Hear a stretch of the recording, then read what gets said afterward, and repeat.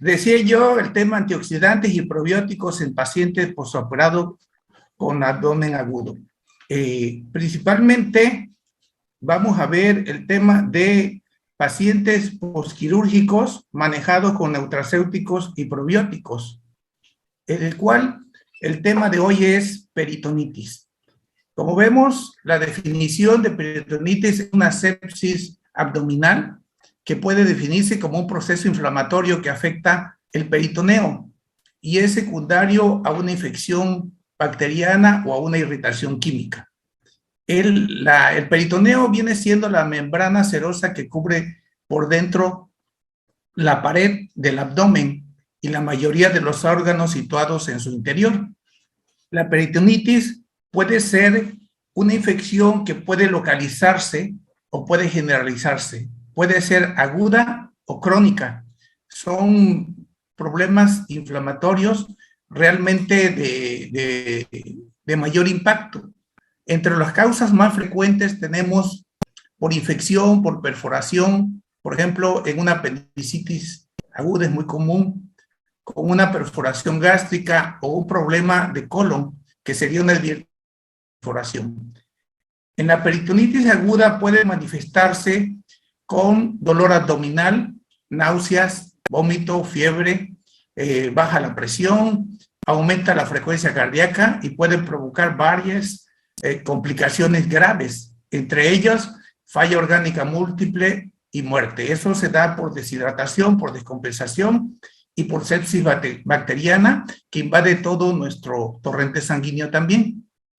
La clasificación es de acuerdo a su extensión generalizada, localizada, ya lo dijimos, por su origen, puede ser químico, puede ser infeccioso, puede ser mixto, y por el tiempo de evolución puede ser crónica o puede ser aguda. En el 98-99% son de evolución aguda, ¿sí? Evolución crónica, realmente son pocos casos, pero también nos ha tocado verlo y nos ha tocado, pues, tener esta experiencia con este tipo de pacientes. Raros, son raros.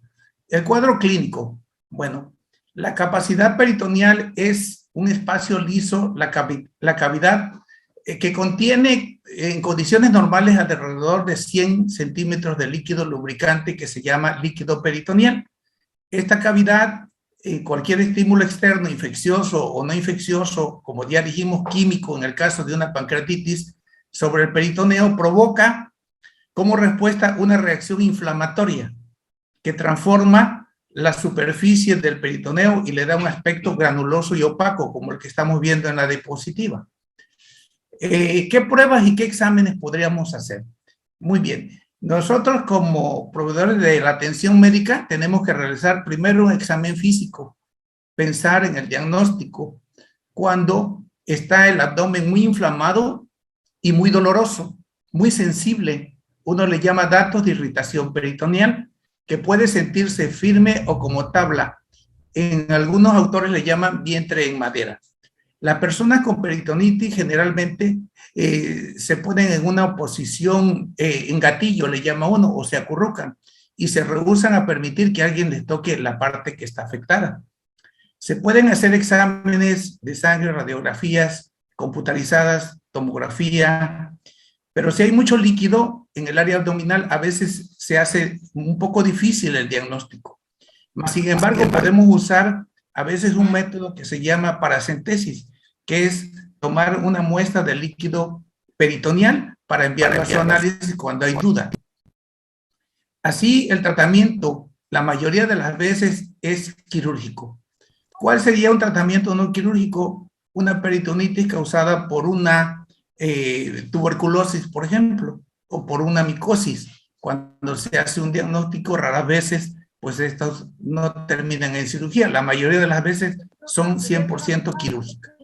Las posibles complicaciones, estamos hablando que es una enfermedad muy complicada y puede ser mortal a corto, a mediano o incluso a largo plazo. Y esto dependerá del tipo de peritonitis de acuerdo a la clasificación que dimos al principio. Nombres alternativos se les llama abdomen agudo, peritonitis bacteriana o peritonitis espontánea. que sería una peritonitis química, como el caso de una pancreatitis.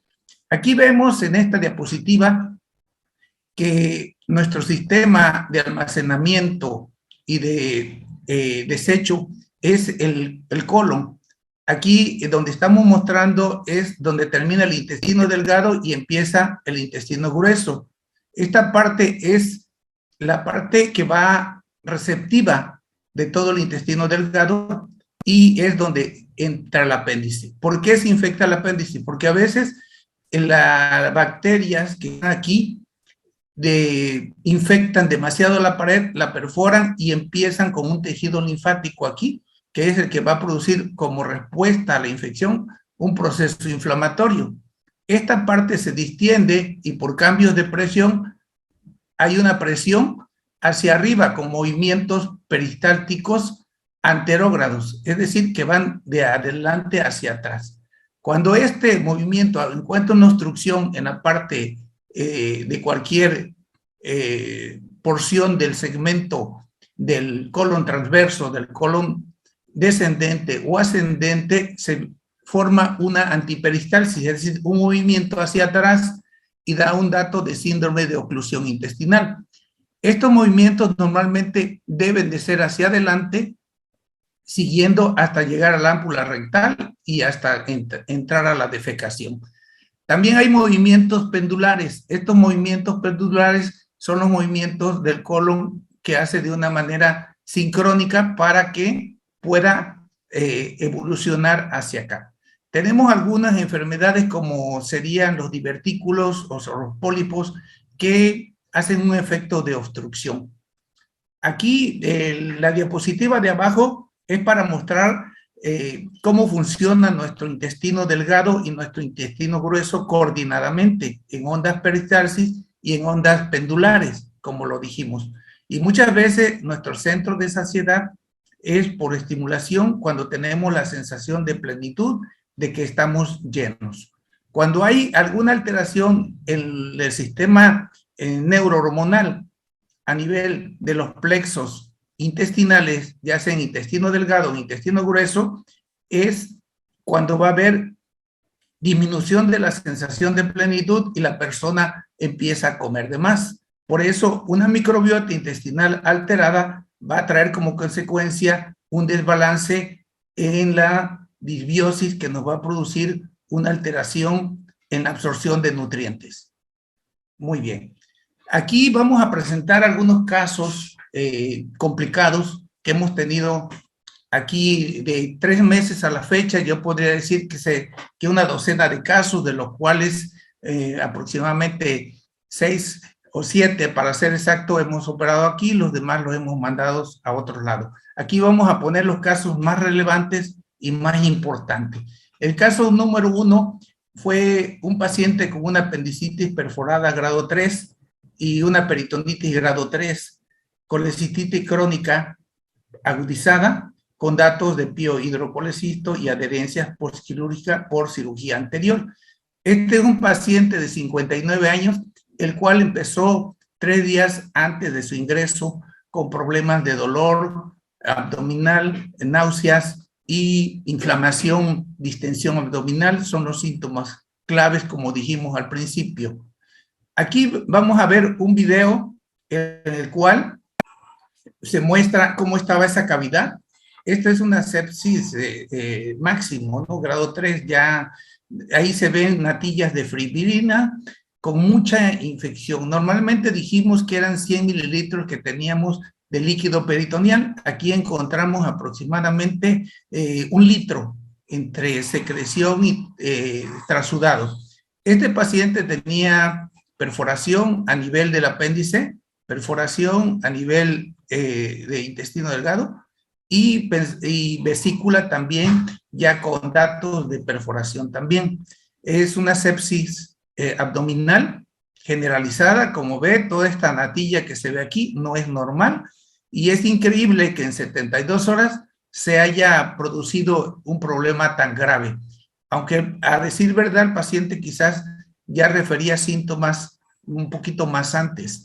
Este tipo de problemas normalmente son para hospitales de tercer nivel, donde hay terapia intensiva, donde hay pues otro tipo de tecnología. Más sin embargo, decidimos hacer este tipo de cirugía aquí porque la verdad ya no había tiempo para enviarlo a ningún lado y pues en realidad pues ya no había mucho espacio a dónde enviarlo. En este tipo de situaciones, normalmente las complicaciones son de 10 pacientes, uno, la estadística nos dice que uno es el que se salva cuando llegan a este grado. Más sin embargo, aquí pues tuvimos la oportunidad de brindarle esta terapia de atender esta complicación aquí con un equipo excelente de cirujanos, enfermeras, personal de anestesia muy capaz y sobre todo el tiempo quirúrgico que lleva una cirugía de esta es aproximadamente así de complicada, de 2 a 3 horas y pudimos hacerlo en un tiempo récord. Ahí estamos disecando el apéndice que está ya perforada. Ahí estamos quitando la parte que todavía está adherida al intestino grueso, al ciego. Ahí estamos pinzando por el lado anterior. El lado posterior era el que estaba perforado. Y ahí procedemos a seccionar la parte anterior. ¿Sí? Esta es una de las cirugías, pues, ahora sí, de mayor riesgo para el paciente y de mayor complicaciones que puede haber.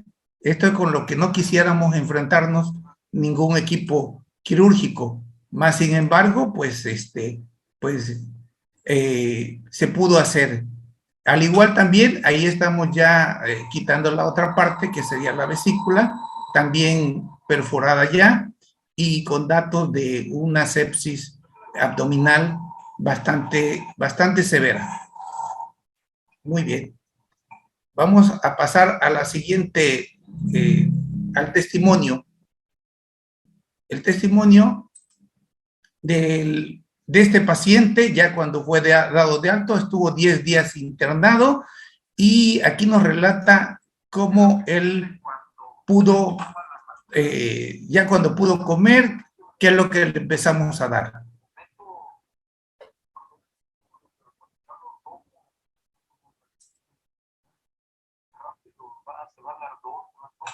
Este es el paciente. 2 semanas después, recuperado, restaurado. Lo que pasa es que eso nos prepara, esos son lactobacilos probióticos que nos preparan para que nuestros intestinos absorban los nutrientes de la comida.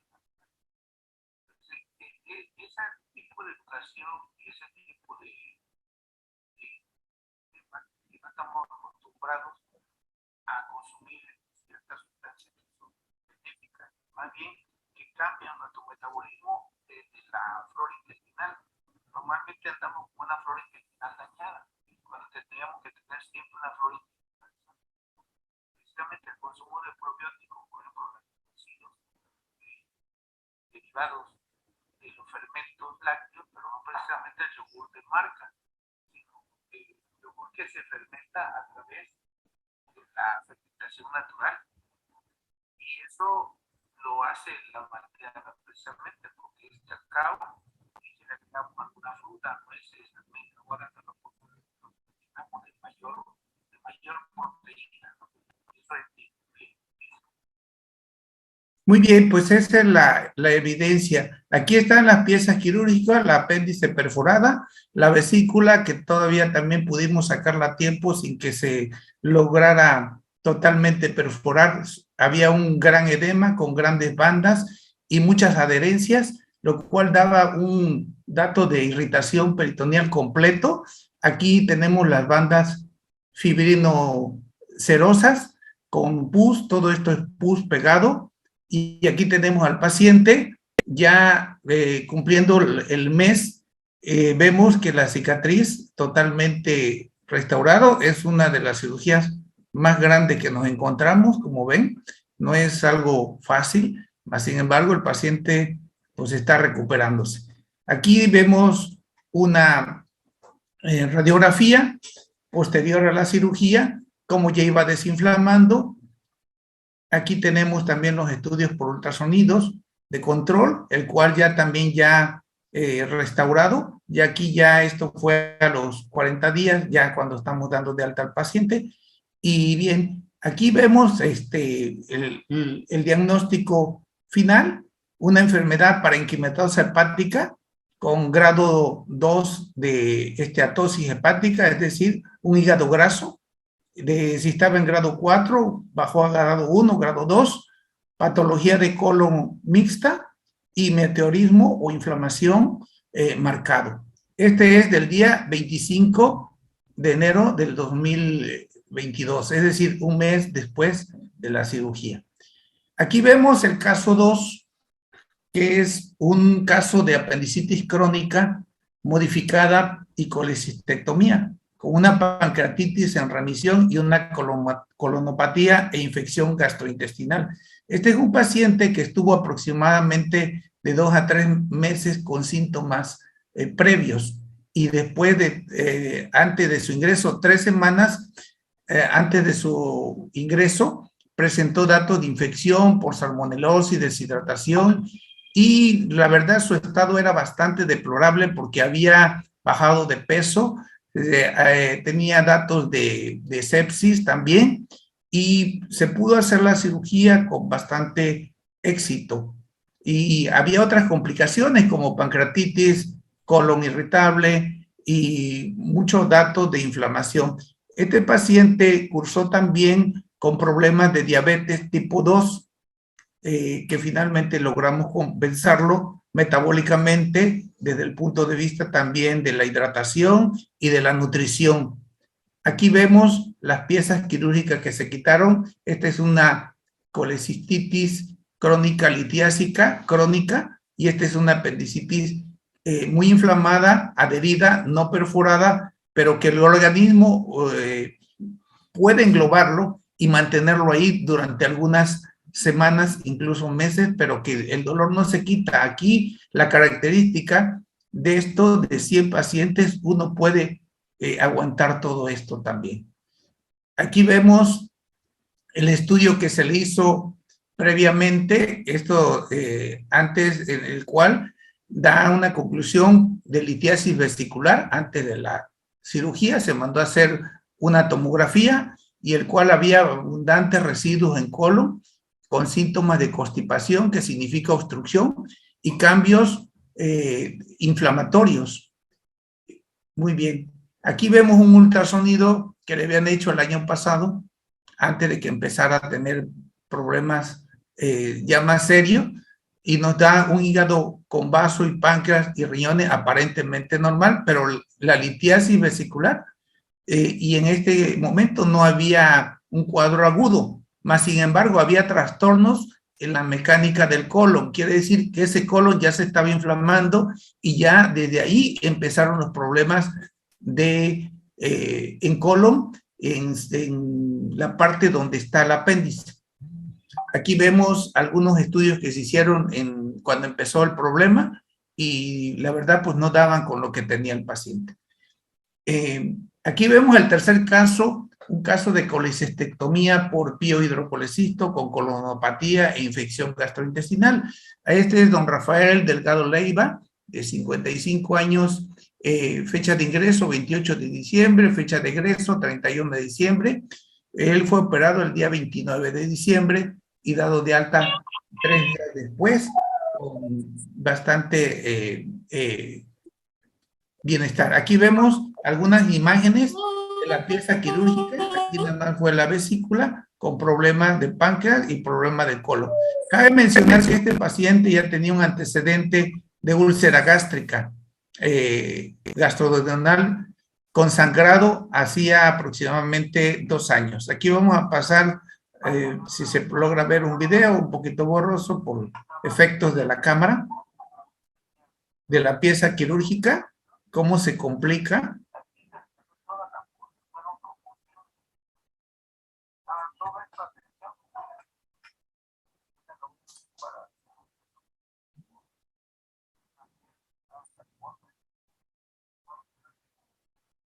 Es increíble cómo nuestro organismo guarda residuos y guarda cosas que no nos sirven. Todo empieza por un problema de disbiosis, es decir, cuando las bacterias más agresivas o malas superan a la buena fermentación.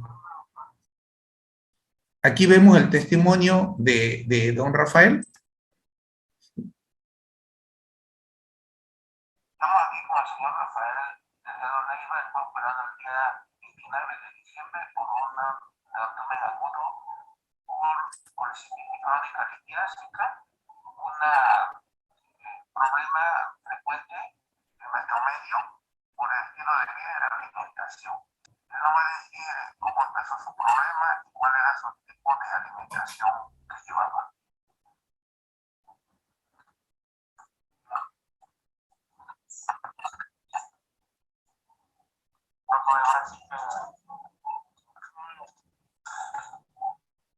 Yo para mí venía pasando como unos meses, tal vez 5 o 6 meses atrás que me comenzó a afectar. Pero que no era tan fuerte. De manera que existen remedios caseros que es posible como un té de manzanilla, un té de no sé qué le dice a uno a la gente. Y eso se va a sobrellevar, ¿verdad? ¿Cuántos días tenía que estar con el dolor más intenso? Cuando yo llegué aquí, ya tenía yo 2 días. El día comenzó, yo como le digo, yo como ese té de manzanilla y repetía con propina, me lo controlaba, pero ya el día que me comenzó, ya no se me quitó. ¿Cuál era su tipo de alimentación? Pero sí que diría yo que echamos la mano de uno como hombres, un poco difícil, ¿no?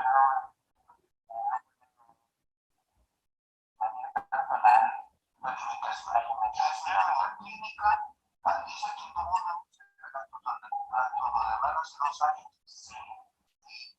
Luego ya nació esa vez sangre y sangre. Nunca.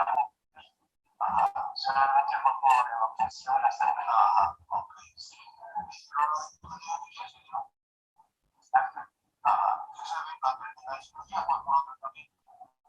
Fue tratamiento, incluso el médico internista de la Sonata, me lo trató y me recargó a su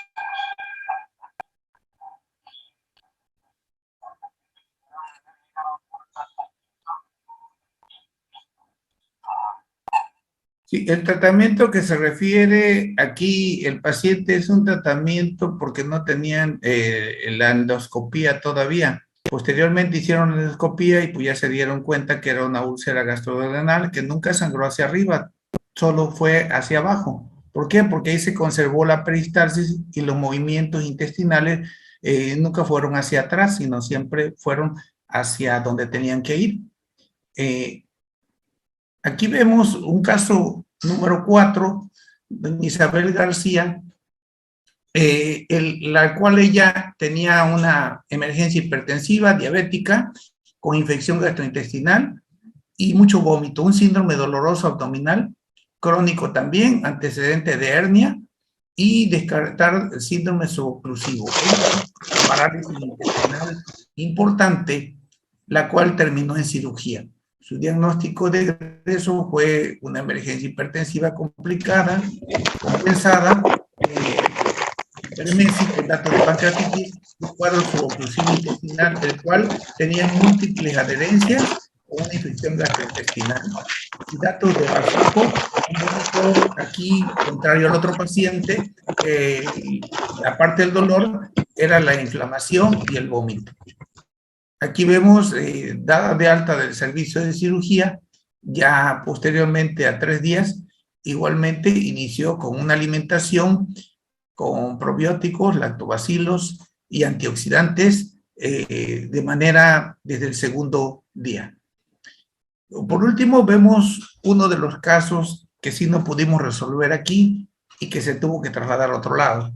Doña Victoria Lara Hernández, la cual presentó un dato de suboclusión intestinal con datos de enterocolitis, deshidratación diabética, con datos de hiperglicemia constante y datos de diverticulosis complicada de colon sigmoide con área de absceso y líquido libre circundante. Quiere decir que ella tuvo una perforación, la cual, como tenía medicina institucional, pues fue trasladada allá. Lo que encontraron fueron una fuerte sepsis y por lo que supimos después, esta paciente pues evolucionó mal, tuvo un mal pronóstico a mediano plazo y pues lamentablemente no pudieron sacarla adelante. Aquí vemos los exámenes de doña Victoria, cuál fue la conclusión cuando la enviamos. Datos, dice aquí, en relación con diverticulosis complicada en colon sigmoides, en la última parte del colon, con absceso y líquido libre. Eso significa que había una perforación.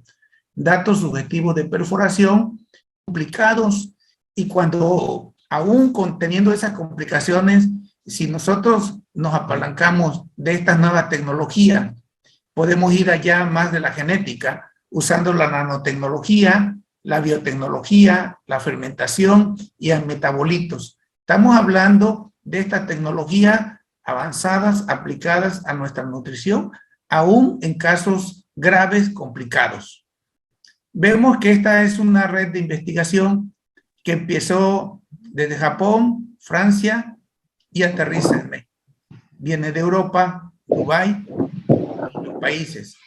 Este tipo de metabolitos tienen un proceso vertical en el cual hay un control desde la siembra, el cultivo, la extracción y hasta el consumidor final. De tal manera que son pocas compañías en el mundo que tienen esta tecnología, esta confiabilidad, esta seguridad y esta alta calidad con ingredientes activos totalmente de primer nivel.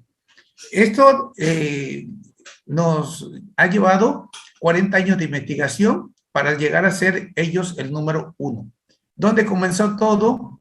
Precisamente en Japón, donde sí vieron que la esperanza de vida era mayor, principalmente a la isla de Okinawa, donde hay más personas, adultos mayores, los cuales aún a los 80 años o más realizan actividades físicas. Si nosotros tenemos un problema de salud, como es el síndrome metabólico, envejecimiento prematuro, complicaciones al por mayor, ¿de quién tomaríamos nosotros la recomendación sobre salud y bienestar?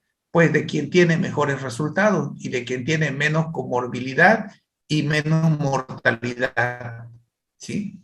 Esta empresa es un laboratorio que ha estudiado a estas personas, ¿sí? Por más de 40 años, como lo habíamos mencionado, descubriendo cuál es la razón de la longevidad, de la energía natural abundante y de la baja incidencia de esas enfermedades crónicas degenerativas, que como ven, en nuestro medio llegan a ser complicaciones graves, inclusive mortales, a corto, a mediano plazo. ¿Qué es lo que nos va a ayudar? Tener una buena microbiota intestinal con bacterias que fermenten los alimentos para producir esos metabolitos que nos van a dar la mayor estabilidad y la mayor salud y longevidad a corto y a mediano plazo. ¿Qué sería un metabolito? Bueno, pues son compuestos que producen las bacterias buenas por fermentación de los alimentos. Y este es el secreto de la longevidad y de la estabilidad en la salud, principalmente guardar el equilibrio entre la flora intestinal mala y entre la flora intestinal buena. Ya vimos que una flora intestinal mala nos puede llevar a una apendicitis, a una colecistitis, a una colonopatía, incluso a cambios inflamatorios crónicos o poder presentar una perforación o hasta datos de alteración en el metabolismo y en la genética produciendo cáncer. Esta biotecnología es una réplica de Sankey Mayor, el cual alcanza una combinación de bacterias buenas, ingredientes naturales para iniciar el proceso de la fermentación. Esto crea trillones de metabolitos esenciales para el crecimiento y desarrollo y la reproducción de células del cuerpo.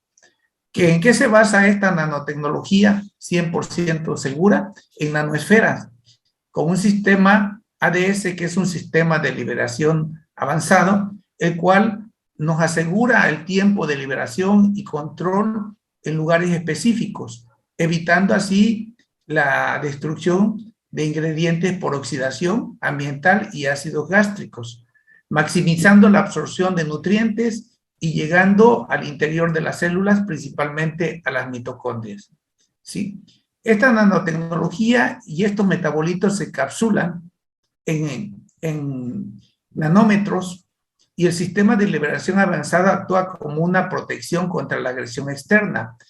Este sistema de liberación protege a los metabolitos de ácidos gástricos y van a ser absorbidos en el intestino delgado, ingresando al torrente sanguíneo, transportando estos metabolitos por medio de la sangre hasta llegar a lugares donde van a hacer su labor benéfica, liberando esa energía y ayudando a activar los genes de una manera positiva para darle estabilidad a nuestras células. El enfoque que está basado en esta tecnología es en la mitocondria, la cual nos va a proveer de energía para el buen funcionamiento celular. El mal funcionamiento mitocondrial o función mitocondrial se relaciona con la resistencia a la insulina, la diabetes tipo 2, la obesidad. Como vimos, los casos traían una historia ya de varias semanas, de varios meses, incluso algunos de varios años, el cual la función mitocondrial empieza de una manera oculta. Esas mitocondrias representan el 70% de nuestro peso corporal. Si ese 70% andamos con una energía muy baja, con una producción energética de agua, vamos a estar deshidratados, vamos a estar cansados, vamos a estar entumidos, vamos a estar muy debilitados. Cada célula contiene aproximadamente entre 500 a 2000 mitocondrias. Vemos que en esta vida moderna se acelera el envejecimiento por el daño a la red mitocondrial. Empieza todo con una disfunción mitocondrial, con una inflamación, con una microcirculación alterada, causada por el estrés, alimentación desbalanceada, radiaciones ionizantes, no dormimos bien, una contaminación ambiental en cuanto a la producción de carnes, de productos del campo, los cuales están relacionados con mucha toxicidad. Esta falta de relación también en nuestro estado de ánimo también nos va a perjudicar, así como el sedentarismo, es decir, el no hacer ejercicios y el consumo de algunas sustancias tóxicas de abuso. Así vemos que la mayoría se originan por un problema metabólico, y todo síndrome metabólico inicia con un daño en la red mitocondrial. Ese daño en la mitocondria nos va a producir una crisis energética a nivel celular, a nivel tisular, principalmente en nuestros intestinos. Y eso nos lleva a un síndrome metabólico, que es acumulación de grasa más alguna enfermedad asociada. Estas enfermedades van a desarrollar una cronicidad y una degeneración a nivel de tejidos, y nos pueden llegar a producir principalmente Parkinson, Alzheimer, o incluso algunas alteraciones genéticas que degeneren en cáncer, fibromas, miomas o problemas de hiperplasia en el hombre prostática, en la mujer hipermetrial, o alguna otra disfunción a nivel de sus órganos internos. Así, como conclusión, podemos decir que la mitocondria y del buen funcionamiento nos va a dar energía, salud y bienestar. Si nosotros nos conservamos una buena microbiota intestinal, una buena red de funcionamiento mitocondrial, nuestra salud va a estar garantizada.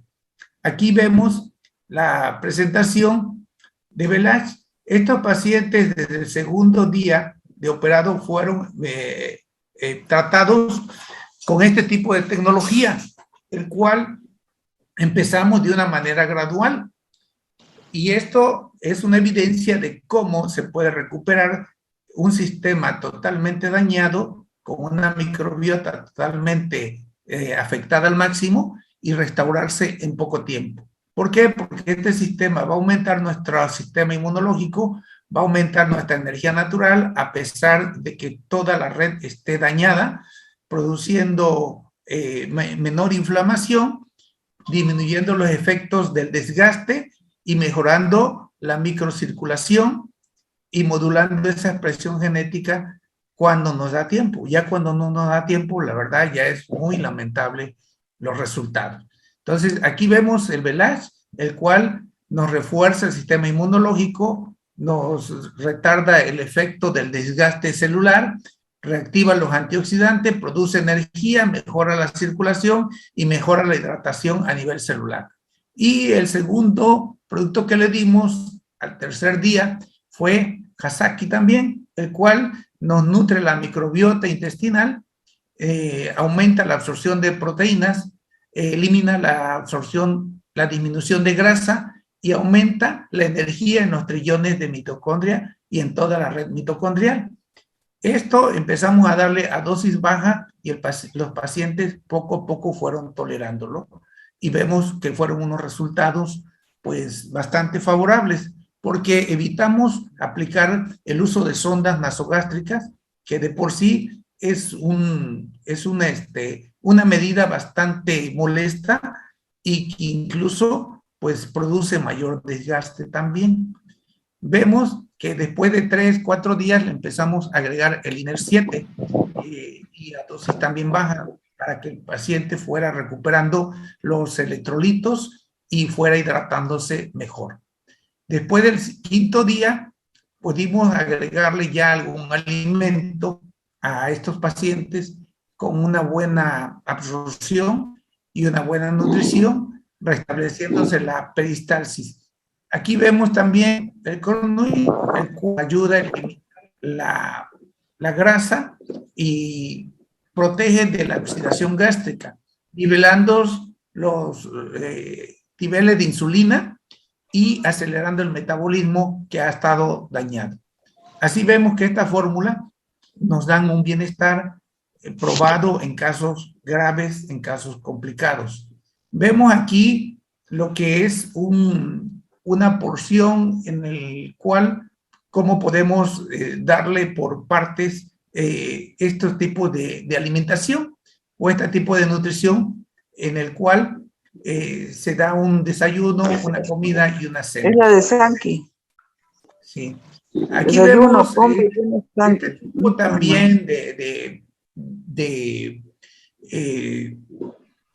esquema que se le da a los pacientes cuando salen, precisamente haciendo el hincapié en que los antioxidantes, los nutracépticos y lactobacilos es lo que va a ayudarnos a restaurar nuestra salud cuando estamos con inflamación, mala circulación, obstrucción, ya sea que haya un daño por deshidratación y microinflamación, agregándole a infecciones, incluso sepsis graves, y cuando ya hay daños o previos por enfermedades por exceso de estrés oxidativo o síndrome metabólico, de tal manera que nosotros restablecemos el metabolismo dañado anaeróbico a metabolismo sano o aeróbico.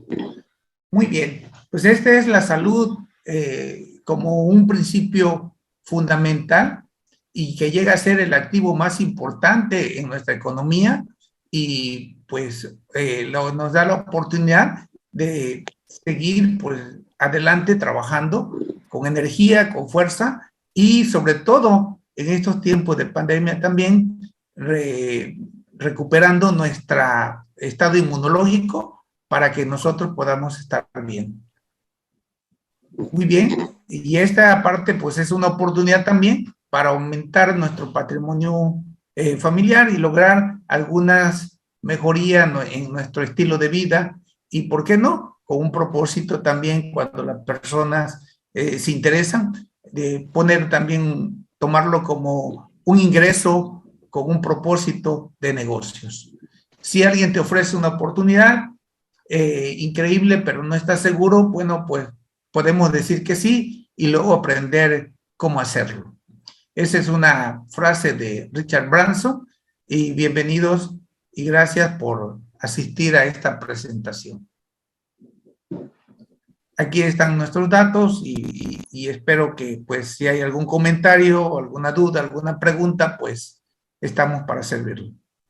Extraordinario, doctor Carlos Reyes Rosado, médico geriatra, gerodontólogo, y bueno, pues aquí está todo su currículum del doctor para los que no lo conocían, y es parte del equipo que está en Tres Valles, Veracruz, allá en la cuenca del Papaloapan. Qué gusto, doctor, que está aquí con nosotros, así que nos da felicidad tenerlo y saber que pues contamos con talentos muy especiales como el suyo. Y la verdad, extraordinaria la presentación. No sé si hay alguna pregunta por ahí de nuestros amigos de Sankey. Si tienen alguna pregunta, pues pueden hacer las preguntas pertinentes.